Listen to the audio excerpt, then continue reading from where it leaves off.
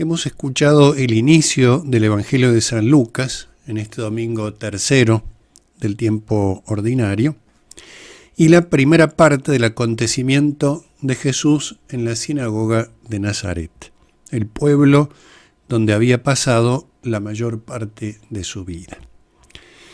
El evangelista San Lucas aclara su objetivo, sus motivaciones, el sentido de su cuidadosa investigación sobre Jesús. Allí tenemos que leer los primeros versículos del Evangelio de San Lucas. Muchos trataron de relatar ordenadamente los acontecimientos que se cumplieron entre nosotros, tal como nos fueron transmitidos por aquellos que han sido desde el comienzo testigos oculares y servidores de la palabra, dice San Lucas. Así comienza su Evangelio. Por eso, después de informarme cuidadosamente de todo desde los orígenes, yo también he decidido escribir para ti, excelentísimo Teófilo, un relato ordenado, a fin de que conozcas bien la solidez de las enseñanzas que has recibido. Es el prólogo de San Lucas. Y allí, como les decía, aclara su objetivo, sus motivaciones o su motivación, el sentido de su cuidadosa investigación sobre Jesucristo.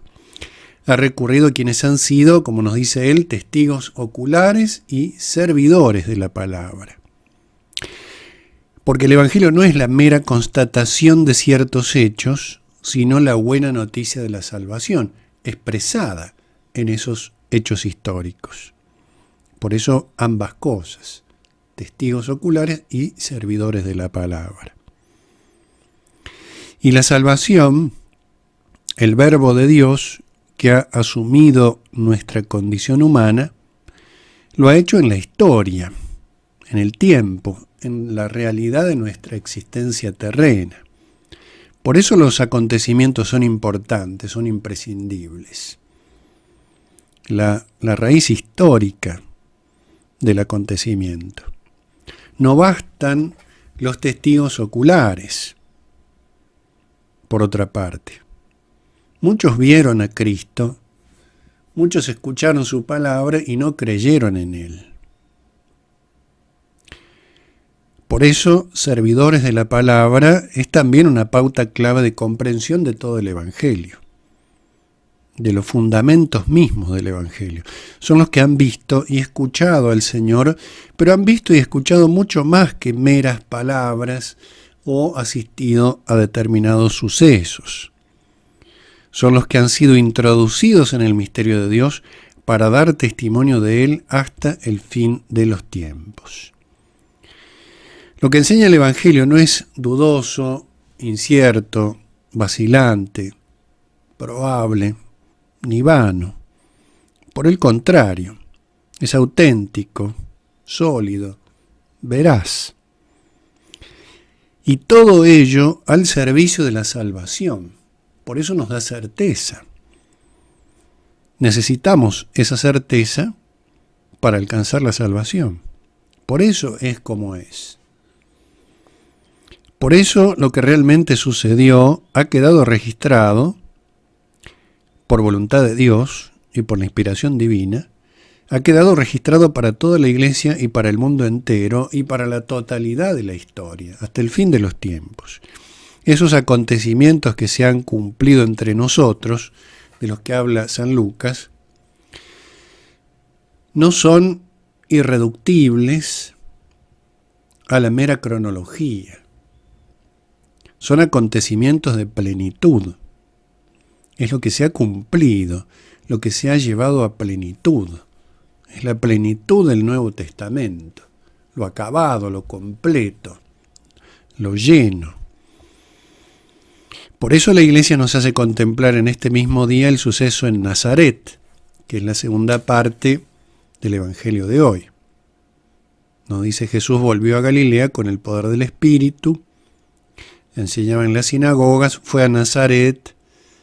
El sábado le presentaron el libro del profeta Isaías, lee la profecía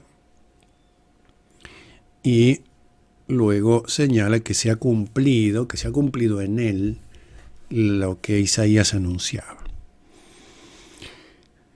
Allí Jesús muestra, en verdad, ese cumplimiento, esa plenitud de lo anunciado.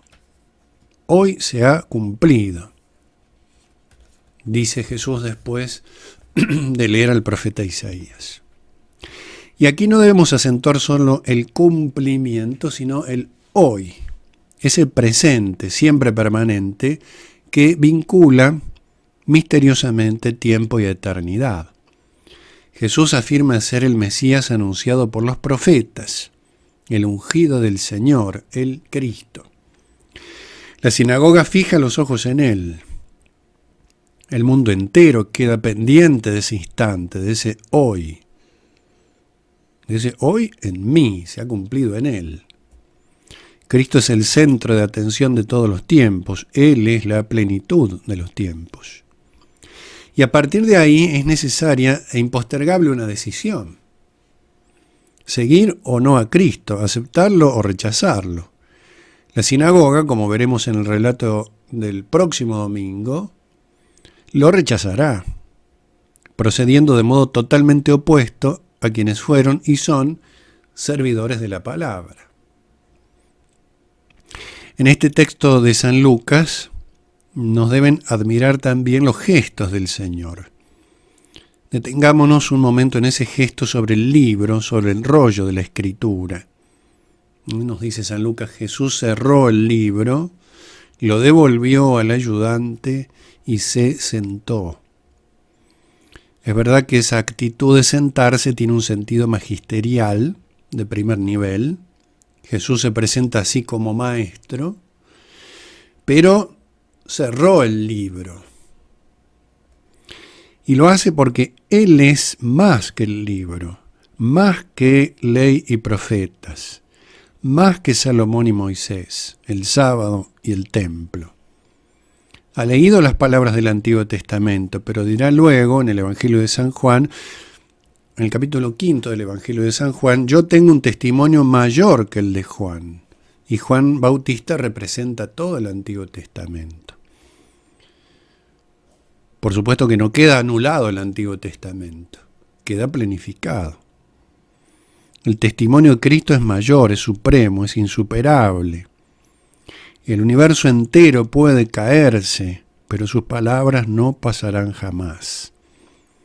Ese libro cerrado dice mucho y expresa también mucho misterio.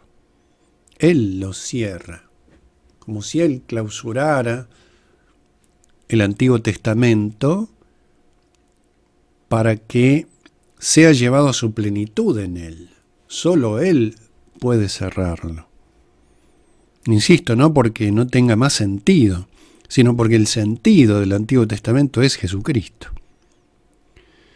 Jesucristo no menosprecia la importancia que tiene, acaba de leerlo.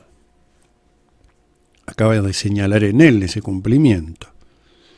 Sino porque la ley fue dada por medio de Moisés. La gracia y la verdad nos han llegado por Jesucristo, dice Juan 1:17.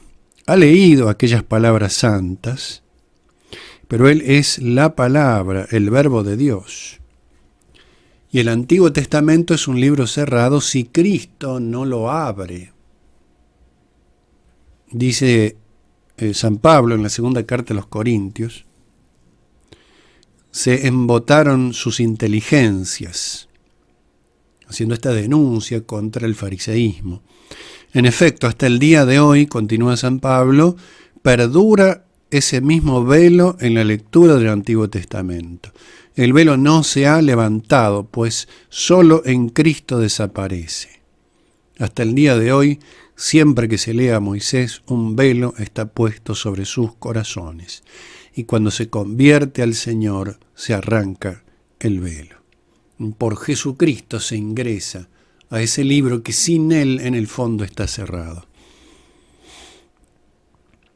El Señor ha cerrado el libro porque el Antiguo Testamento ya dijo todo lo que tenía para decir. Sin embargo, aquellas palabras antiguas rejuvenecen en Cristo, resplandecen en Él cobran sentido. Paradójicamente, Jesús los cierra para que su contenido se haga verdaderamente patente. Y solo en Él y por Él eso puede suceder. Solo en Él ese libro cerrado está realmente abierto. Por eso la sinagoga condenará a Cristo, porque ha preferido el libro cerrado a la palabra, porque no ha creído en Moisés, porque ha rechazado a los profetas. Frente a ello, la respuesta es nuestro profundo gozo en la redención, en que la palabra de Dios habite en el alma, en que el ungido del Señor nos anuncie la buena noticia, nos devuelva la vista, nos redima y nos regale su gracia.